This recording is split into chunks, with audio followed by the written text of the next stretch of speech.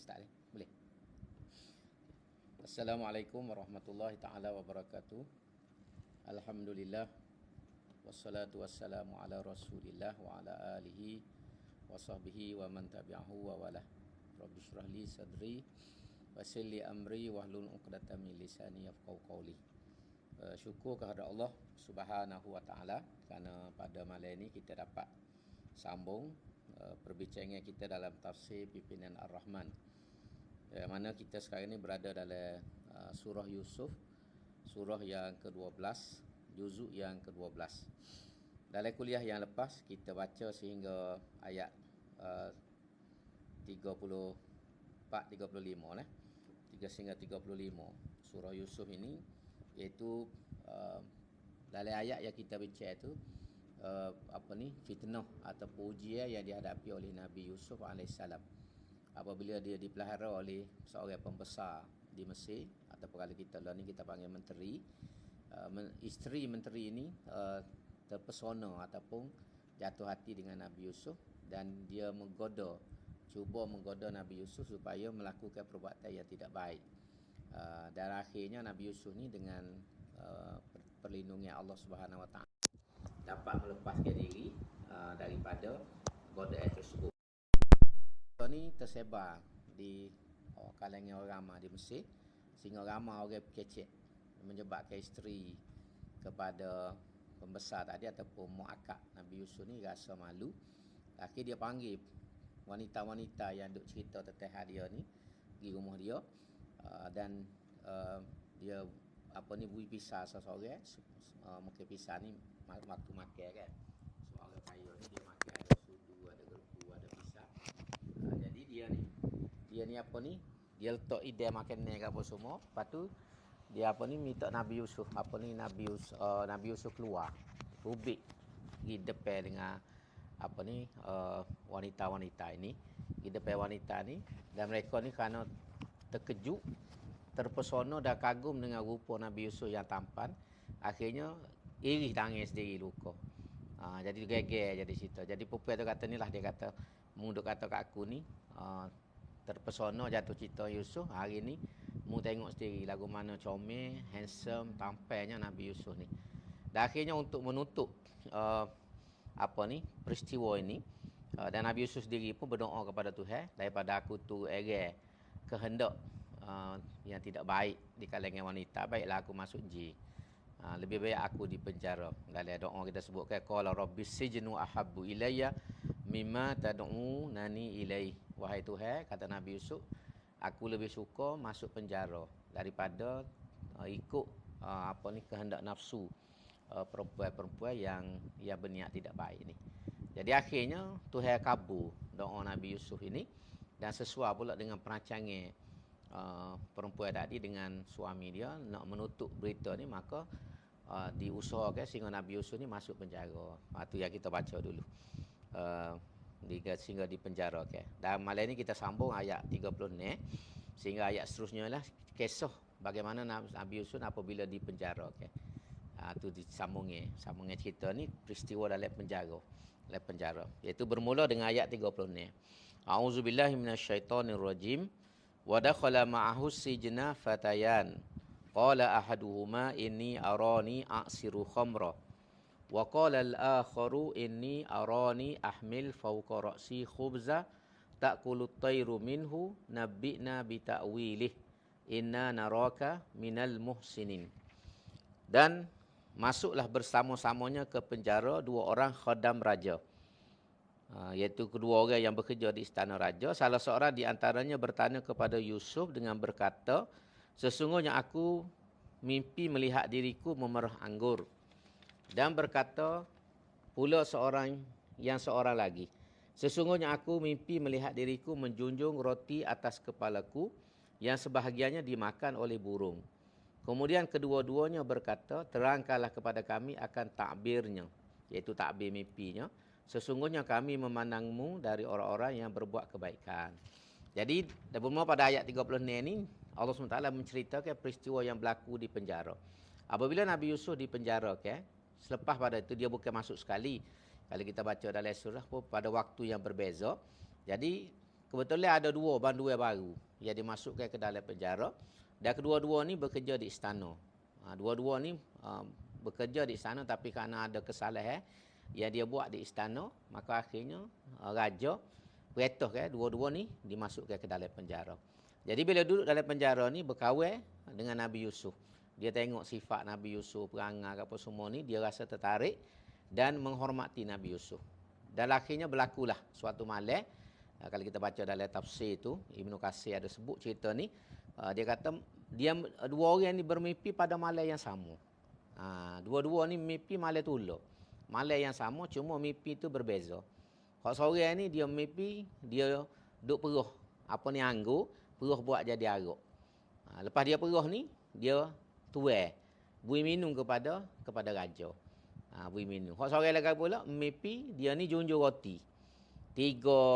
Ada satu riwayat tu sebut 3 buku ataupun 3 buku. Iaitu roti besar tu 3 butir. Dia junjung atas kepala. Duk tengah junjung roti tu, tiba-tiba mari burung makan. Bila-bila dia duduk jalan, burung tu makan roti tu. Makan roti bila-bila. Jadi terkejutlah dua-dua ni. Lalu dua-dua ni pergi berjumpa dengan Nabi Yusuf. Ini disebut dalam ayat.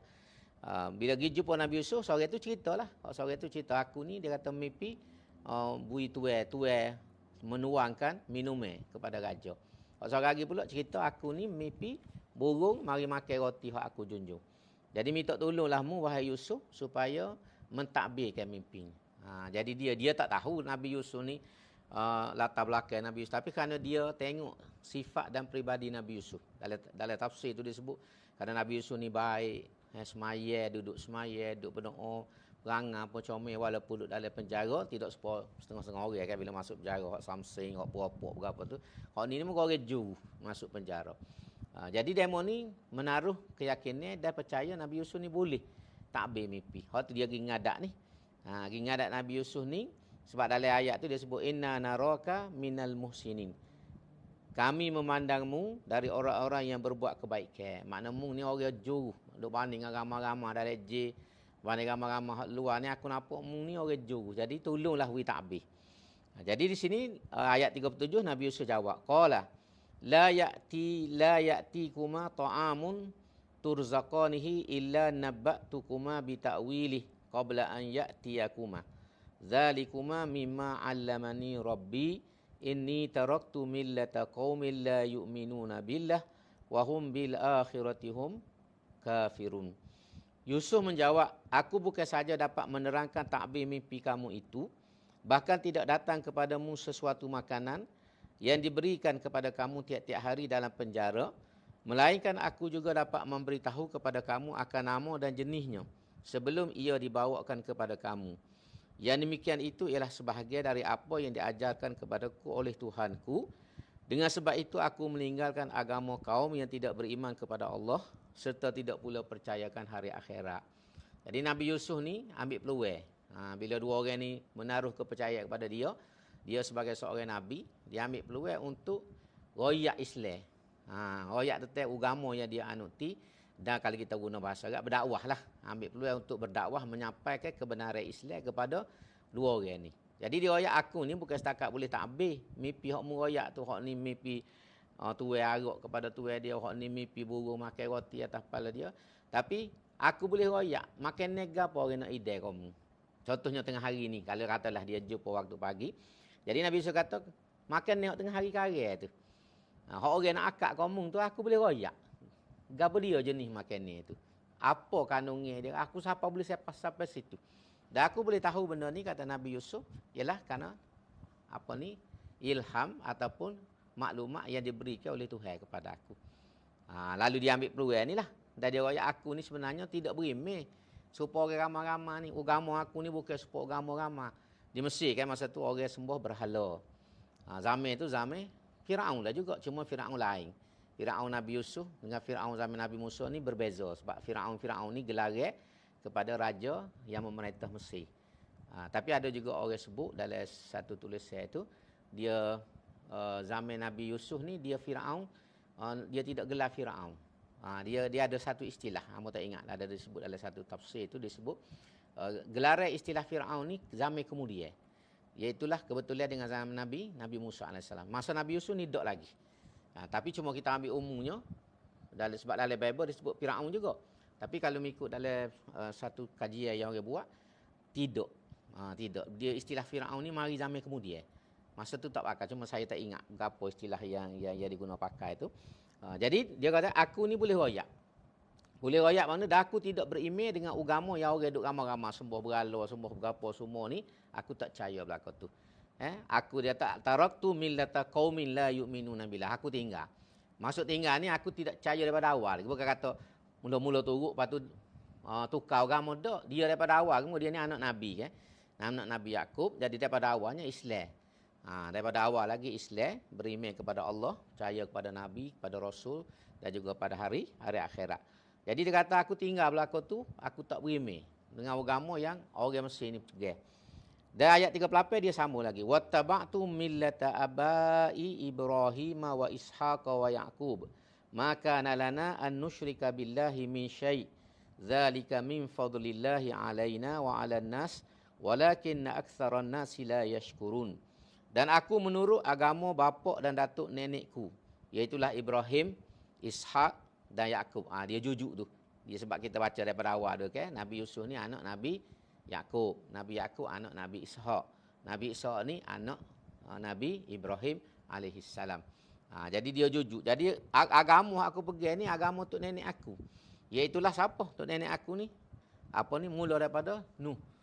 Nabi Ibrahim lagi. Lepas tu mari Nabi Ishaq. Lepas tu mari ayah aku Nabi Yaqub. Tidaklah sepatutnya kita mempersekutukan sesuatu pun dengan Allah. Mentauhid ataupun mengesahkan Allah ialah hasil dari limpah kurnia Allah kepada kita dan kepada umat manusia. Tetapi kebanyakan manusia tidak bersyukur. Tidak bersyukur. Jadi dia royak agama dia pergi ni, agama tok nenek dia iaitu agama tauhid. Agama yang mengesahkan Allah Subhanahu wa taala. Dan tak patut manusia ni tidak percaya dengan agama ni. Bawah ni kalau kita tengok dia tulis Allah telah melimpahkan kurnia-Nya kepada kita dengan panca indera dan akal fikiran untuk kita memerhati dan memikirkan tanda-tanda dan bukti yang menunjukkan keesaan Allah, kebijaksanaannya dan kekuasaannya. Jadi Tuhan beri kepada kita indera yang 5. Panca indera ni makna 5 indera. Panch tu bahasa Hindustan. 1, 2, 3, 4, panch. Panch ni 5.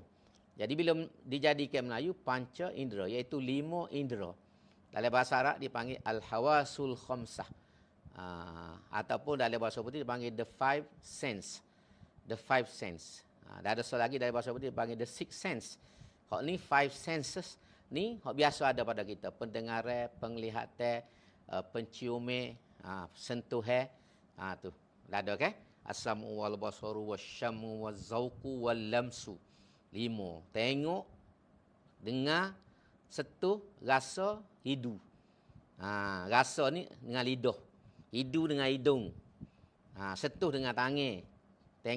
Tengok dengan mata, dengar dengan telinga. Jadi 5 indera. Kalau kita ada 5 indera ni, cukup kurnia Tuhan kepada kita. Ada orang yang kita panggil cacat ni sebab tidak cukup 5 indera. Dia boleh jadi buta sebagai contoh. Tinggal 4 indera dia. Dia boleh jadi dia ni tuli ataupun pekak. Tinggal 4 juga. Boleh jadi dia ni mati rasa. Mati rasa. Jadi kita ni kena ada 5 indera. Panca indera. 5 indera al-hawasul khamsah. 5 indera.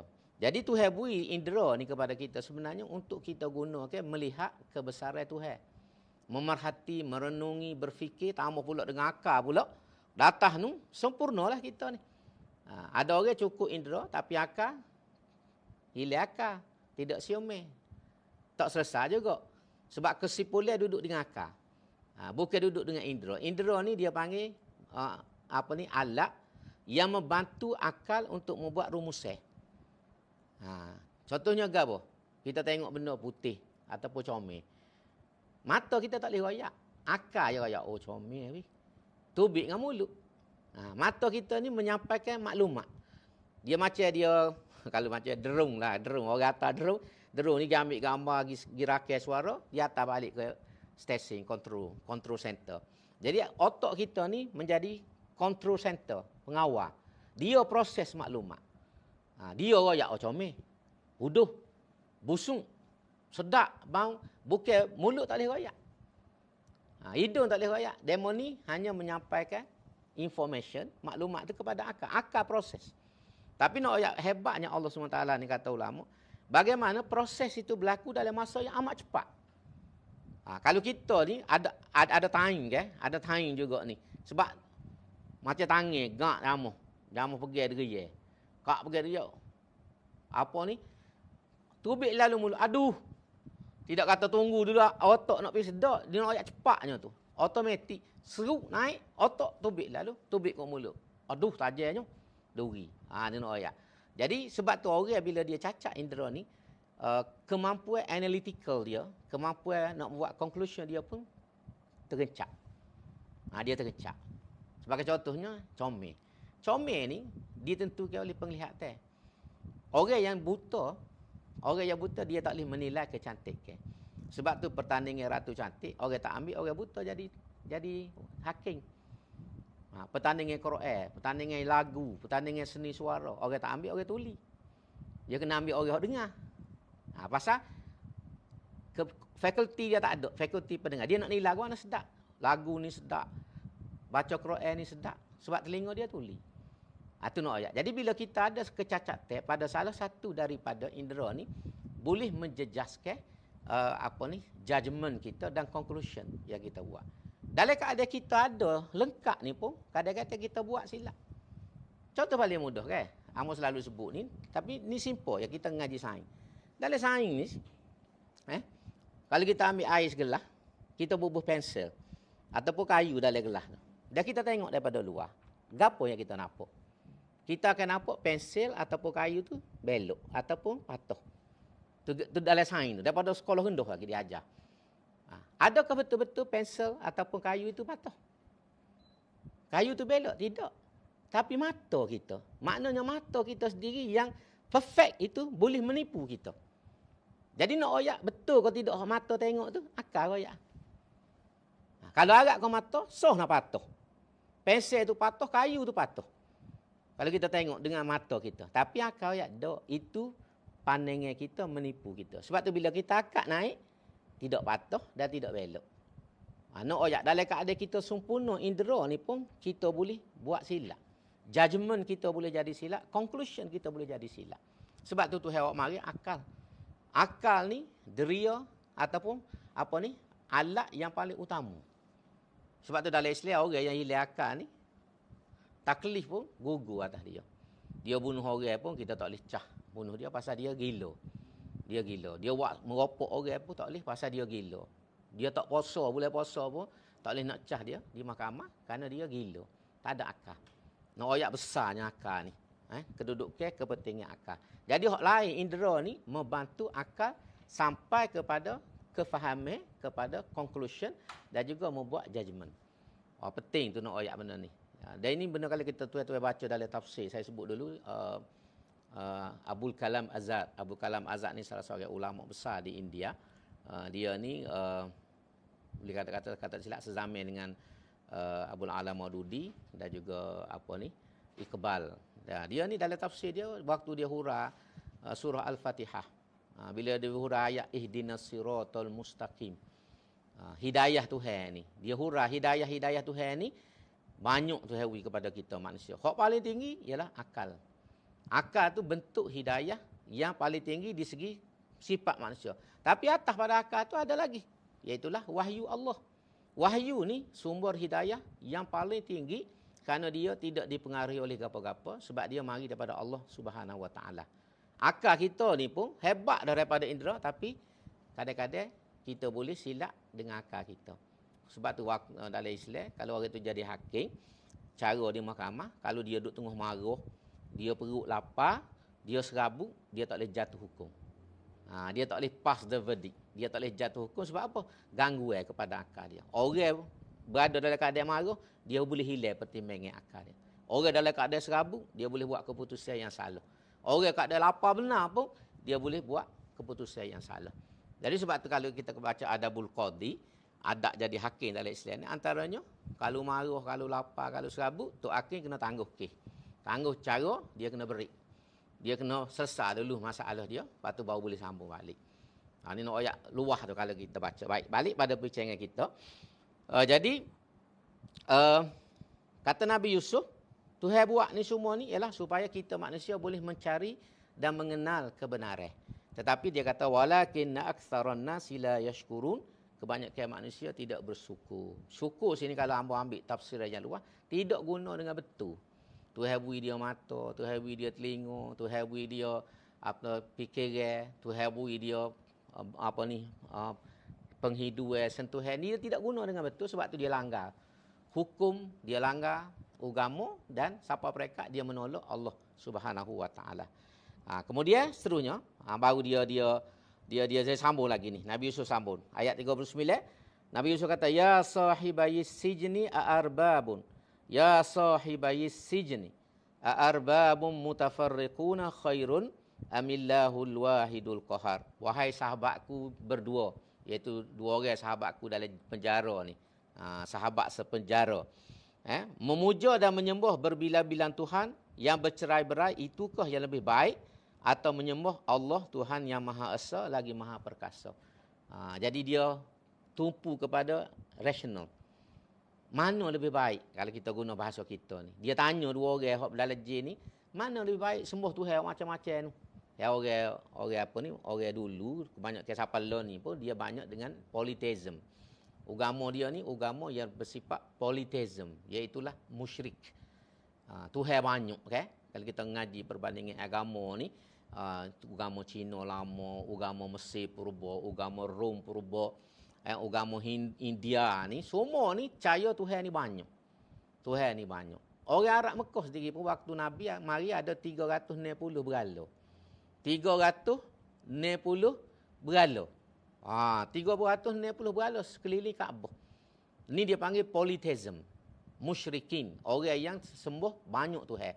Jadi Nabi Yusuf berujuh dengan sahabat dia dalam penjara ni. Mana lebih baik sembah Tuhan yang banyak, macam-macam jenis Tuhan, dengan Tuhan ni esa.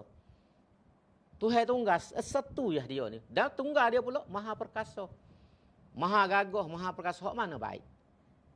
Tu dia pergi kepada logik, rasional kita. Sebab agama ni memang dia sifat dia rasional. Kalau kita mikir secara rasional, kita akan nampak lalu kebenaran agama. Jadi Nabi Yusuf ni tupu kepada pemikiran rasional sahabat dia. Mana baik dua tu? Lepas dia sambung lagi ayat 40. Dia kata, ma ta'buduna min dunihi illa asma'an sammaitumuha antum wa aba'ukum ma anzalallahu biha min sultan. Inil hukmu illa lillah amara alla ta'budu illa iyyah zalikad dinul qayyim walakinna aktsaran nasi la ya'lamun. Apa yang kamu sembah, iaitu yang kamu orang kafir ni, yang sembah Tuhan macam-macam ni, yang lain dari Allah hanyalah nama-nama yang kamu menamakannya. Kamu dan datuk nenek moyang kamu, Allah tidak pernah menurunkan sebarang bukti yang membenarkannya. Makna hak mu duk sembah macam-macam jenis tu, Tuhan Gotu, Tuhan orang Greek purba kan. Dia sembah dewa-dewa tu. Zeus ni nah. Bacalah Zeus ke tu Tuhan besar sekali duduk langit tu. Kata. Lepas tu ada anak pula. Lepas tu ada adik-beradik, Jupiter, Plato, Saturn, berapa Venus, Mercury, ni nama macam-macam. Anak Zeus ni antaranya Hercules. Macam kita Hercules ni bara. Pok dewa, mok orang biasa. Menikah dua tu, tak menikah sebenarnya dalam baca dalam dongeng Greek purba ni tak menikah. Berzina lah. Dua ni akhir boleh anak. Boleh anak nama Hercules. Jadi Hercules ni campur antara manusia dengan dewa. Bisa. Sebab tu Hercules ni hebat. Dan dia untuk mencapai balik kedudukan dia tinggi, dia diberi 10 tugas. The 10 task. 10 tugas diberi kepada Hercules untuk selesai. Kalau dia boleh selesai 10 cabaran ni, dia boleh pulih balik kedudukan dia setara dengan dewa. Sebab tu ada cerita pengembaraan Hercules. Macam-macam. Blawego ni macam-macam dalam mitos Greek purba tu. Jadi semua ni, dalam konteks ayat ni, Tuhan kata, ma ta'buduna illa asma'an. Nama-nama hak manusia bui. Ni nama begitu, nama begitu. Ni hakikatnya tak ada berlakon. Dewa-dewa ni, amal berdasar pembacaan amal. Dewa-dewa ni, dia jin. Makhluk jin. Kita makhluk manusia. Jin ni, kita orang panggil dewa. Dalam bahasa putih panggil God, huruf kecil. Kalau Tuhan sungguh, G huruf besar. Gods. Dalam bahasa Inggeris itu ialah dewa. Kita pun macam-macam. Hanuman kerah putih. Bagi contoh Hindunya. God to God ni itu dewa. Dewa-dewa. Kita pun ada kan. Boto, dewa, istilah tu. Semua ni adalah makhluk jin belaka. Manusia beri nama, manusia reka dan manusia sembuh. Hakikatnya tak ada gapo satu. Sebab tu dalam ni dia kata ma anzalallahu biha min sultanin. Dewa-dewa yang kamu sembah, Tuhan-Tuhan palsu yang kamu sembah ni tak ada kuasa sikit abuk. Tuhan tak beri kuasa nak kedama. Inil hukmu illa lillah. Kuasa sebenarnya duduk dengan Tuhan. Allah SWT maha berkuasa, maha memiliki. Dan sebab tu Tuhan kata amara alla ta'budu illa iyah. Tuhan tidak suruh kita manusia ni sembah kecuali dia. Tak boleh sembah muka lain, tak boleh sembah dewa, tak boleh sembah sama manusia, tak boleh sembah objek, tak boleh sembah apa ni fenomena-fenomena alam. Kita hanya patut dan wajib menyembah Allah Subhanahu wa taala. Sembah Tuhan ni sebagai Tuhan yang esa, yang kita panggil akidah tauhid ini, zalikad dinul qayyim, itulah agama hak betul. Jadi agama lain dalam dunia ni tak betul belaka. Dari sudut pandangan kita Islam, pandangan Quran dan ketentuan Allah SWT, inna dina indallah al-Islam saja. Lain pada Islam tak sarayak lah. Agama ni tidak betul. Hak orang percaya tu kita nak sekat mana, hak dia nak percaya, dia nak agama go tu, nak agama go ni. Hak tu kebebasan dia sebagai manusia. Sebab la ikraha fid din. Tapi dari sudut pandangan Quran, pegangnya kita orang Islam, semua agama yang lain pada Islam ni tidak betul. Tuhan tak terima. Hak Tuhan terimanya Islam ya, agama tauhid. Sebab ni dikatakan zalikad dinul qayyim. Itulah agama yang benar, agama yang menyembah Allah yang esa. Allah yang esa. Tapi akhir Tuhan kata walakinna aktsaran nas la ya'lamu. Banyak orang tak tahu, tak reti kerana tak ngaji. Dia tak ngaji. Dia boleh ada Islam, tapi dia tak faham agama dia sendiri. Dia Islam ni kalau kita guna bahasa kasar kan, bahasa Islam bakul, beranak-beranak pun nama Islam. Nama mama, dolo, asal, berapa semua. Semaya juga, tapi agama dia tak faham. Sebab tu bila-bila semaya, dia pergi sembuh. Sembuh apa tempat-tempat keramat. Puja tempat keramat, pergi cari nombor ekor atas kubur, pergi situ, pergi sini. Tu nak oyak. Pasal dia tak faham agama dia sendiri. Ni Tuhan kata walakinna aktsaran nas. Orang ramai ni majoriti tidak faham agama. Tu payah tu. Kita lah ni. Tapi masalah besar hari ni, hak tak faham ni hak duk kecek bab agama. Hak tu hak letih kita tu. Hak tak faham ni duk kecek bahas tok peti, bahas orang aling, persoal isu-isu agama, dia tak tahu ke satu. Dia semangat ya. Semangat tu baguslah, nak kepada nak amal, nak apa, tapi tak ada ilmu. Bahas dengan tak ada ilmu, bahas dengan tidak ada kepahaman. Hak ni jadi masalah. Hak tok peti pun dia bahas lagi, hak tok aling. Sepolah ni lah kita kata kan. Tak cakap royak ni bab apa ni hak orang semaya atau apa ni tak lewat jemaah supaya sekala. Tak cakap royak dah. Tok peti waktu bit dalam TV, tok peti waktu bit dalam radio, dalam sok khabar, nyo bahas macam.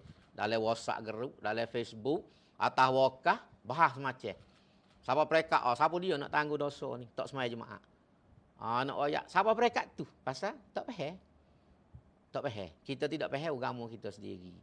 Kita pergi dengan semangat. Semangat ni masalah. Semangat ni masalah. Kita kena pergi dengan ilmu. Kita kena pergi dengan kepahaman. Kita berakidah ni pun dengan faham. Sebab tu dalam perbincangan akidah. Kalau kita email kita taklid dengan tak tahu gapo, tak ada hujah, tak ada gapo, tak terima. Email kita ni ulama kata tidak diterima. Iman muqallid tidak sah dan tidak diterima oleh Tuhan. Sebab tu dalam Islam kita bila kita berimej kita kena ngaji. Kalau pondok kapo-kapo kita ngaji sifat 20. Ngaji sifat 20 tu ilmu kita nak supaya Tuhan tu lagu mana? Allah tu lagu mana? Orang ni macam-macam kaedah tapi hak sahur gak sifat 20 itulah. Tujuan sifat 20 asasnya ialah untuk berlawan dengan pemikiran falsafah Greek. Falsafah barat hak Yunani tu, hak mari masuk dalam dunia Islam. Ulama susung pengajian sifat 20 nak jawab hak tu. Akhirnya kita guna untuk buat ngajar akidah. Bukan salah. Tapi pengajaran akidah ni tidak terikat dengan sifat 20 saja. Kita tengok hujah-hujah dalam Quran, banyak lagi kaedah-kaedah Tuhan guna. untuk menanamkan akidah kepada kita. Sifat 20 ni salah satu kaedah. Salah satu kaedah. Tu kita kena jelas itu. Sebab ada kata kalau tak ngaji ni tak boleh. Betul bagi orang yang tak ngaji langsung tak boleh lah. Sebab dia tak faham tentang agama dia kena ngaji. Tapi bukan satu-satunya kaedah. Kaedah ni banyak. Baik, balik pada cerita kita. Jadi Tuhan tak ujung ni, ni kena beringat ni. Tuhan tidak bermaksud saja ni. Walakinna aktsaran nasi la ya'lamu. Kebanyakan manusia ni tidak tahu, tidak reti. Agama dia sendiri pun dia tak faham. Hak orang hak semua berhala gapo kau tak faham. Kita orang Islam sendiri pun tidak faham. Kita tidak faham. Jadi sebab tu kita kena faham agama kita. Cara mana? Kena ngaji. Kita kena ngaji, pergi kuliah, dengar kuliah, baca, cari tok guru, ngengau orang ngajar, malah pergi tempat masjid ke apa pasal kaset, dengar biar faham molek. Dengan sendirinya kepahaman kita tak ada agama ni kau naik sehingga kita sapa mereka orang kata yakin kita ni yakin hakul yakin. Sapa mereka hakul yakin. Kebanyakan kita ni amor sendiri pun baru bab mereka ilmu yakin. Yakin dengan ilmu. Tidak lagi belum lagi sapa mereka hakul yakin ataupun ainul yakin. Nak sapa hakul yakin tu payah. Sebab tu ulama-ulama besar saja mungkin orang-orang yang Tuhan rahmat siapa. Kita ni kalau boleh duduk datang ilmu yakin. Yakin dengan ilmu tu pun mujur dah kita ni. Alhamdulillah dah. Kita ni kalau boleh ilmu yakin tu pun kira besar dah. Nikmat yang Tuhan beri kepada kita semua. Jadi hak ni penting. Baik, sambung sikit lagi. Nabi Yusuf sambung lagi. Kempen dia ataupun dakwah dia kepada sahabat dia. Ayat 41. Dia kata ya sahibai sijni amma ahadukuma fayaski rabbahu khamra wa ammal akharu fayuslabu fatakulu tayru min ra'sih qudiyal amru alladhi fihi tastaftiyan. Ni dia dihurah Pak. Lepas dia cerita rakyat terdakwah, ni dia takbir mimpi. Wahai sahabatku berdua yang satu penjara, takbir mimpi kamu itu ialah adapun salah seorang dari kamu maka dia akan memberi minum arak kepada tuannya. Adapun yang seorang lagi, maka dia akan dipalang, serta burung pula akan makan dari kepalanya. Telah selesailah dan tetaplah berlakunya perkara yang kamu tanyakan itu. Bawah ni dia ayat, yakni salah seorang daripada kamu, iaitu orang yang bermimpi perah anggur. Hak mimpi perah anggur ni, kata Nabi Yusuf, dia ni akan lepas. Daripada penjara, dia akan boleh kerja semula di istana, menjadi pelayan kepada raja balik. Adapun hak seorang lagi ni hak dia mimpi burung makan roti atas kepala dia, maka dia ni akan dibunuh. Dihukum bunuh dengan cara disalib. Palang di sini masuk disalib. Buat kayu pak dahak letak tengah padang, paku situ. Tu hukumnya zaman tu. Dihukum dengan hukum bunuh secara salib. Jadi dua orang ni, seorang selamat, seorang mati. Itulah maksud mimpi. Mimpi yang kamu tanya kepada aku. Jadi Nabi Yusuf jawab. Dia jawab. Kamu tanya aku ni, seorang mimpi lagu ni, seorang mimpi, aku jawab ni lah. Seorang ni lepas, seorang ni akan mati dibunuh. Dan memang berlaku sungguh lah pada tu. Kemudian, lepas dia cerita ni, Nabi Yusuf pun berkata, waqala lilladzi dhanna annahu najim minhuma udhkurni inda rabbik fa ansahu syaitanu dzikra rabbih falabitha fis sijni bid'a sinin. Dan berkatalah Yusuf kepada orang yang dia percaya akan selamat antara mereka berdua, iaitu daripada dua orang tadi. Hak seorang hak mimpi perah anggur, seorang lagi mimpi junjung roti. Jadi dia pesan ke hak mimpi apa ni perah anggur tadi. Dia pesan apa?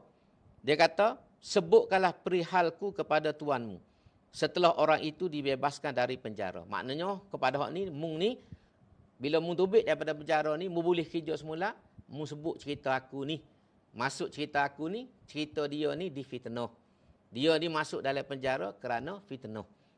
Jadi nak minta supaya raja, pemerintah negeri itu, tolong tengok kes dia ni dan bersihkan nama dia. Itu masuk di sini. Tapi orang ni bila tubik, dia lupa. Syaitan dilupakan oleh syaitan untuk menyebutkan hal Yusuf kepada tuan dia. Dengan sebab itu tinggallah Nabi Yusuf dalam penjara beberapa tahun. Jadi lepas kahwin ni tubik, dia tak teringat. Dia tak teringat pesan Nabi Yusuf ni. Sehingga Nabi Yusuf ni duduk dalam jail beberapa tahun lagi. Bid'ah ni dalam bahasa Arab sama ada 3, 5, 7 ataupun 9. Itu mengikut orang masyhur. Jadi bid'ah sini ni beberapa tahun, boleh jadi tambah 3 tahun lagi, boleh jadi 5 tahun lagi, boleh jadi 7 tahun lagi, boleh jadi 9 tahun. Jadi lama masa duduk dalam penjara. Ini ujian tu. Kalau kita baca dalam tafsir, ada setengah ulama berpendapat, apa Nabi Yusuf ni lama? Tambah penjara ni sampai berapa tahun lagi. Dah apa Tuhan takdir ke? Lupa kawan tu nak cerita Nabi Yusuf. Antaranya kata ulama, ni satu pandangan dah. Dalam tafsir ni, kerana dia kata Nabi Yusuf ni gantung kepada orang. Dia pergi pesan kawan tu, tolonglah royak kau raja mu, aku ni, kalau dia boleh tolong. Tu bahasa kampung kita. Jadi, kata ulama, dia sebagai seorang Nabi, tak sepatutnya bergantung kepada makhluk. Patut dia serah ke Tuhan ya, urusan dia. Tak usah pesan kat orang, jangan minta tolong orang. Tu maksudnya situ. Ini satu pandangan. Tapi pandangan yang umumnya nak tunjuk, dia kata, pengajaran daripada peristiwa ni, mana kita boleh minta tolong manusia. Dalam hal-hal yang manusia boleh bantu kita, kita boleh minta tolong. Tapi hak ni di segi tasawuf. Di segi rohaninya, ulama berpandangan, Tuhan macam hukum lah. Nabi Yusuf ni, satu peringatan kepada Nabi Yusuf, maka Tuhan lambah lagi pasal, mung tak agak kaku lah. Bahasa mudahnya gitu. Tapi ni pandangan lah ni. Saya sebut nak suruh kita tahu. Dalam kitab tafsir ni ada dibincang. Pandangan dalam kitab tafsir. Jadi nak ayatnya kata ulama, kita gantung dengan Tuhan ya. Tawakal ala Allah, doa dengan Tuhan, serah diri kita ni kepada Allah SWT supaya Tuhan selesai. Tapi tidak salah, satu pandangan lain kata tidak salah kalau kita minta tolong benda hak manusia boleh tolong. Dengan Tuhan ni benda hak manusia tak boleh tolong. Di luar kuasa manusia hak tu memang kena gantung dengan Tuhan penuh. Tapi ada benda-benda yang dalam kemampuan manusia untuk selesai, tidak salah kita minta tolong dengan sesama manusia. Tu pandangan kan. Saya sengaja sebut nak suruh kita nampak perbincangan ulama. Jadi kekallah dia falabisa fis sijni bid'a sinin. Dengan sebab itu tinggallah Yusuf dalam penjara beberapa tahun. Jadi lepas dia duduk beberapa tahun, tiba-tiba satu kali raja pemerintah negeri itu bukan orang yang pegang Nabi Yusuf. Yang pegang Nabi Yusuf ni macam apa sebut dulu dipanggil Al-Aziz.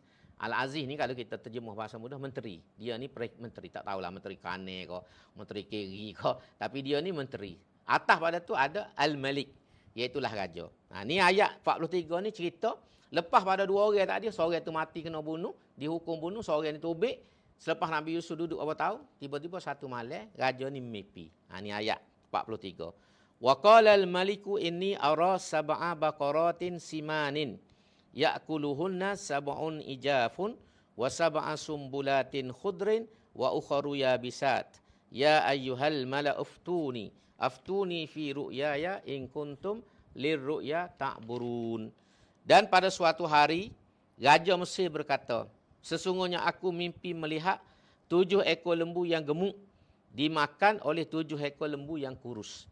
Dan aku melihat 7 tangkai biji-bijian yang hijau dan 7 tangkai lagi yang kering.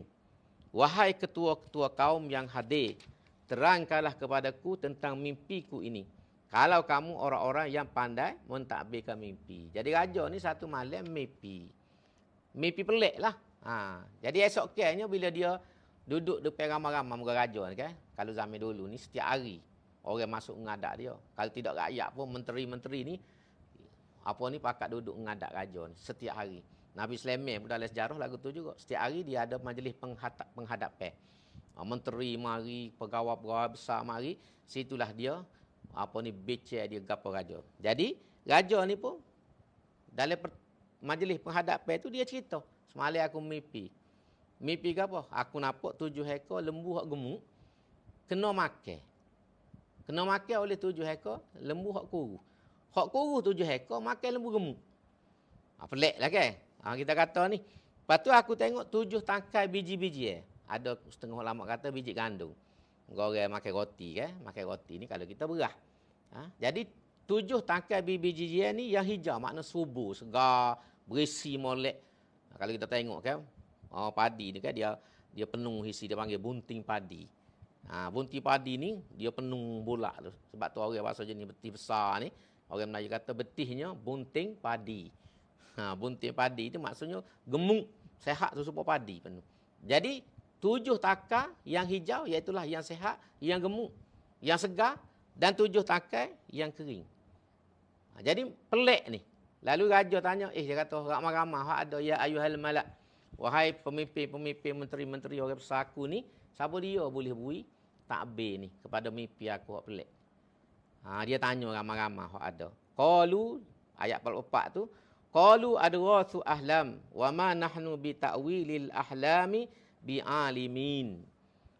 Dia kata pakat tak tahu belaka, nak takbir tak boleh. Dia kata apa ni? Kita kata gapo adghasu ahlam ni mereka menjawab, ya demikian itu ialah mimpi-mimpi yang bercampur aduk.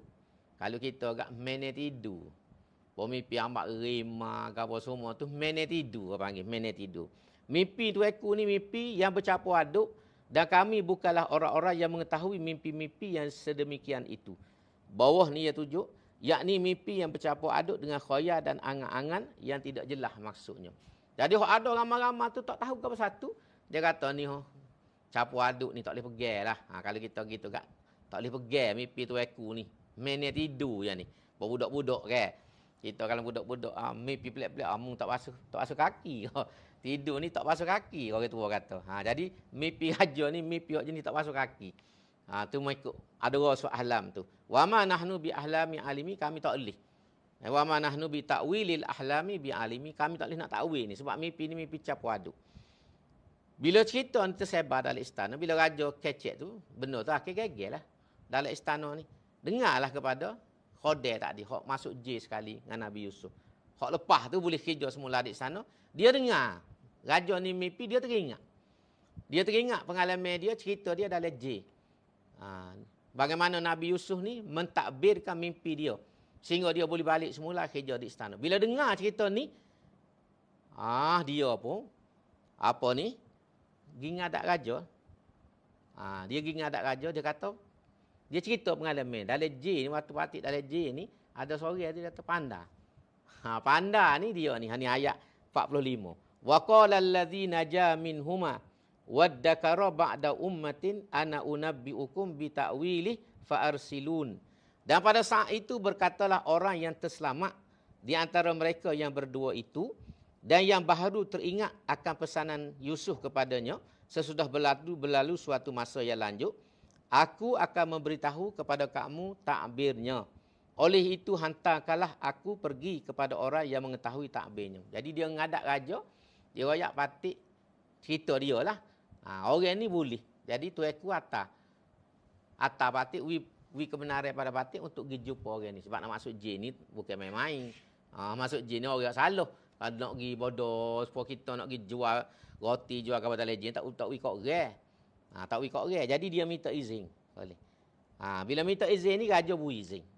Raja beri izin ni, lalu dia pergi jumpa dengan Nabi Yusuf.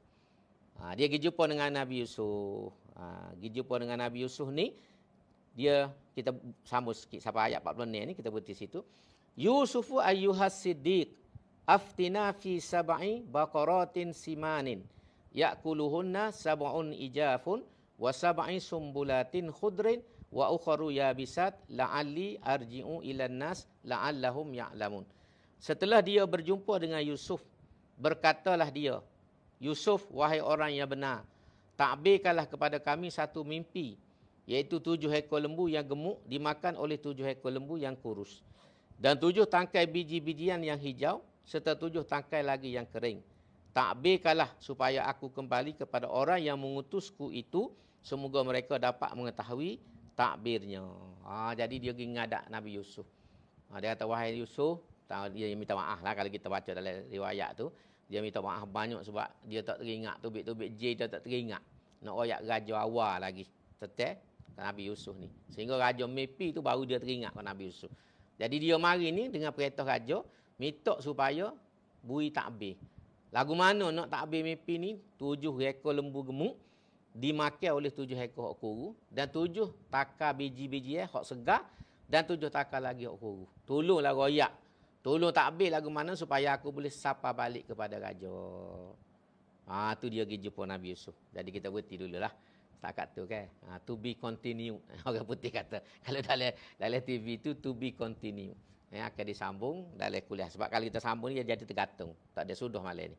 Kita sambung lepas ni insya-Allah ayat 47 iaitulah takbir yang diberikan oleh Nabi Yusuf ni kepada mimpi raja dan kemudian lepas tu apa yang berlaku.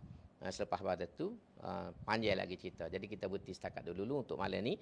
Mudah-mudahan insya-Allah boleh memberi manfaat kepada kita semua dan kita sambung insya-Allah dalam kuliah yang akan datang pada minggu hadapan.